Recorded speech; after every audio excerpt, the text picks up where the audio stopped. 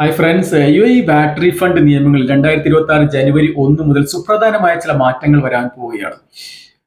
ഒരു ബിസിനസ് സ്ഥാപനം കസ്റ്റമർക്ക് സാധനങ്ങൾ വിൽക്കുമ്പോൾ കസ്റ്റമറിൽ നിന്ന് ഈടാക്കുന്ന നികുതിയാണ് നമ്മൾ ഔട്ട്പുട്ട് ടാക്സ് എന്ന് പറയുന്നത്. അതുപോലെ എന്തെങ്കിലും സാധനങ്ങൾ വാങ്ങുമ്പോൾ നമ്മൾ സപ്ലയർക്ക് നൽകുന്ന നികുതിയാണ് ഇൻപുട്ട് ടാക്സ് എന്ന് പറയുന്നത്.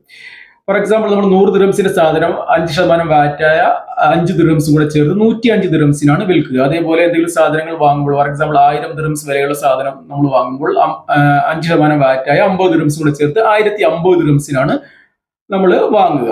ഓരോ ടാക്സ് പീരീഡിന്റെയും അവസാനം ഈ ഔട്ട്പുട്ട് ടാക്സിൽ നിന്നും ഇൻപുട്ട് ടാക്സ് മൈനസ് ചെയ്ത് ഡിഫറൻസ് ഉണ്ടെങ്കിൽ അത് ഗവൺമെന്റിലേക്ക് പേ ചെയ്യുകയാണ് നമ്മൾ സാധാരണ ചെയ്യുക.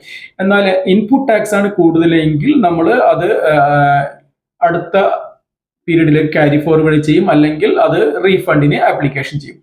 എന്നാൽ ഇങ്ങനെ റീഫണ്ട് ചെയ്യുന്നതിനോ സെറ്റ് ഓഫ് ചെയ്യുന്നതിനോ ഇതുവരെ ഒരു സമയപരിധിയും നിശ്ചയിച്ചിട്ടില്ലായിരുന്നു. എന്നാൽ 2026 ജനുവരി 1 മുതൽ പ്രാബല്യത്തിൽ വരുന്ന പുതിയ നിയമപ്രകാരം ഇങ്ങനെ റീഫണ്ട് ചെയ്യുന്നതിനും സെറ്റ് ഓഫ് ചെയ്യുന്നതിനുമുള്ള ഒരു സമയപരിധി 5 വർഷമായിട്ട് നിശ്ചയിച്ചിരിക്കുന്നു. ഒരു ടാക്സ് പീരീഡ് കഴിഞ്ഞ് 5 വർഷം കഴിഞ്ഞാൽ ആ ഇൻപുട്ട് ടാക്സ് മേലുള്ള അവകാശം നഷ്ടപ്പെടും. എന്നാൽ നിലവിൽ കാലപ്പഴക്കം വന്ന ഇത്തരത്തിലുള്ള ക്രെഡിറ്റുകൾ സെറ്റ് ഓഫ് ചെയ്യുന്നതിന്, റീഫണ്ട് അപ്ലിക്കേഷൻ നൽകുന്നതിനും ഒക്കെ 2026 ഡിസംബർ 31 വരെ സമയപരിധി നൽകിയിട്ടുണ്ട്. അതുകൊണ്ട് നിങ്ങളുടെ വാറ്റ് രേഖകളെല്ലാം എത്രയും പെട്ടെന്ന് പരിശോധിച്ച് ഇത്തരം കേസുകൾ ഉണ്ടെങ്കിൽ ഉചിതമായ നടപടി എത്രയും പെട്ടെന്ന് സ്വീകരിക്കുന്നത് നന്നായിരിക്കും. Thank you.